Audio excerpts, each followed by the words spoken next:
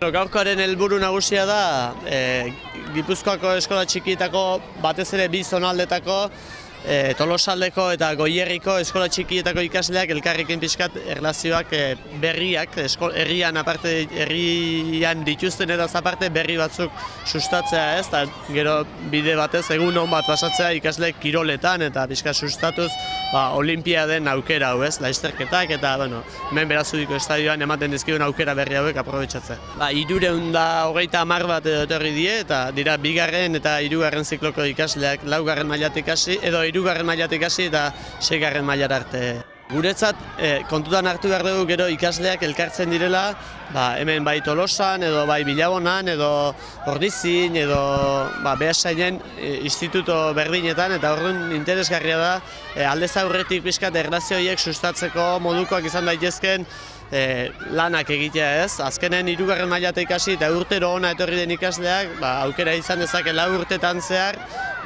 jende ezagutzeko ikasle gehiago beste herrietako eta horrek gerora nik uste emaitza positiboak ematen dituela bentzat. Bi tanda edo antolatu ditugu, zikloka banatuta, lehenengo bigarren ziklokoak ari dira jolasak eguneroko gorputz hezkuntzako saioetan egiten dituzten jolasen modukoak egiten, eta dira brileta edo sokatira eta baloi eseria eta olakoak, eta gero daude igual kirol atletismoarekin lotutako kirol antzekoagoa direnak, ez da, esiak saltatzea, korrika egitea, luzera jauzia, pixu jaurtiketa, olakoak ere badaude, eta horrek badu bere, han ez daukagulako guk herri txikietan olako gune bat hortarako hain egokia. Oain nik ditut koskolak eta baiak saltatu eta gero hemen nire taldeko jartzi eta hemen zaigu ginda korrika eta buelta oso eman behar da. Ezautzeko eta ondo pasata, jolasen ibilita. Pasatzen dira taldeak hemen?